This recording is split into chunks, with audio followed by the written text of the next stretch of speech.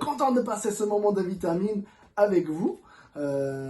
Encore ce matin ou après-midi ou soir, je ne sais pas à quel moment vous regardez cette vidéo, mais en tout cas, le plus important, c'est qu'on passe du temps avec le Seigneur dans sa parole. Donc, on arrive à la fin du chapitre 3 de Philippiens, versets 18 à 21. Donc, je vous invite à ouvrir vos Bibles et on peut lire ce passage ensemble.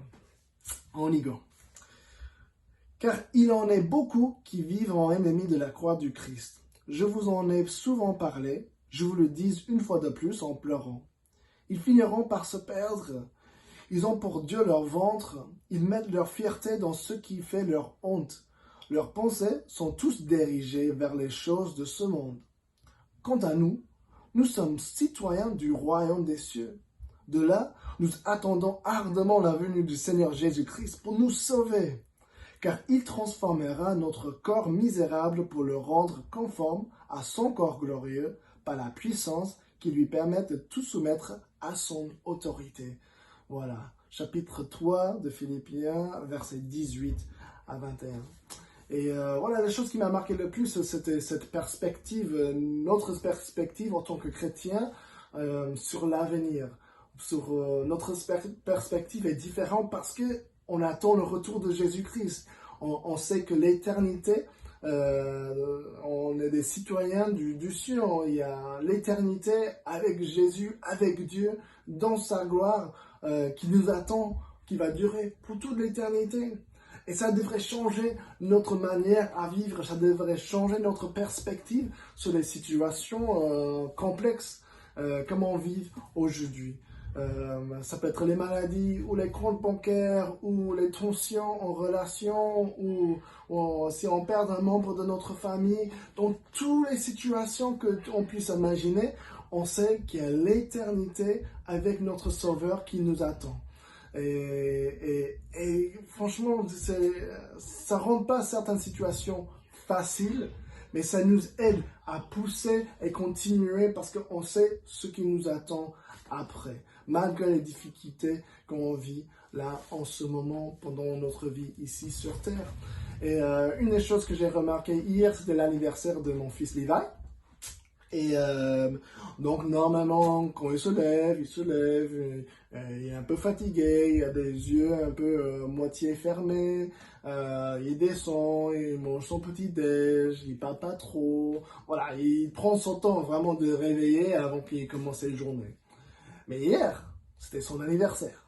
Donc tu imagines, il n'a pas levé avec la même attitude qu'avant. Il avait une perspective de la journée de son anniversaire et les choses qui étaient préparées pour lui, les cadeaux qui lui attendaient, et le gâteau, et les jeux, et les temps de qualité, on va passer ensemble en tant que famille. Et là, ça a complètement changé sa manière de vivre la journée entièrement, de le début jusqu'à la fin. C'était son anniversaire, il avait une perspective de joie, de quelque chose joyeux et fun, quoi. Et nous, en tant que chrétiens, on puisse avoir cette même anticipation, on puisse avoir cette même manière de vivre, parce que on sait que Jésus-Christ va revenir. On sait qu'il va revenir un jour, on sait qu'il a gardé une place au ciel. Si on est des chrétiens, si on croit en lui comme notre sauveur, il a gardé une place pour nous. Et ça peut changer notre manière à vivre, ça peut changer notre perspective et on puisse continuer à vivre dans la joie, malgré les situations qui sont difficiles ou complexes.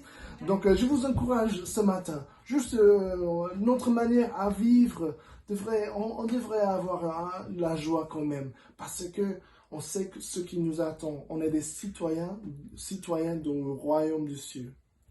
On fait partie de la famille de Dieu et ça c'est une bonne nouvelle. Et ça devrait stimuler un cœur de reconnaissance et de joie et d'anticipation que waouh, tout ça un jour, toutes les maladies, toutes les souffrances qu'on vit, ça va terminer un jour et on va passer tout le reste de l'éternité avec notre Sauveur.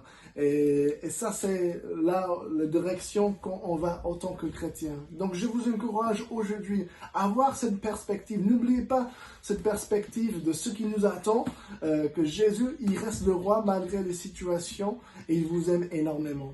Donc, voilà. L'autre chose qu'on peut aussi faire, c'est de partager cette espérance que nous avons. Si nous pouvons vivre aujourd'hui avec cette joie, avec cette anticipation de le retour de Jésus-Christ, qu'est-ce que ça veut dire pour nous? On devrait partager cette nouvelle avec les autres parce qu'on voulait que les autres profitent et partagent, ils deviennent des citoyens du royaume aussi. Donc n'hésite pas à partager avec tes voisins, avec tes amis, les membres de famille, parce qu'on a quelque chose de bien, il ne faut pas garder pour nous-mêmes. Donc voilà, un peu d'encouragement pour ce matin. On vous aime énormément, on continue à prier pour vous et continuez, prends courage et continuez à passer le temps avec le Seigneur. Voilà, passez une très bonne fin de journée. Au revoir.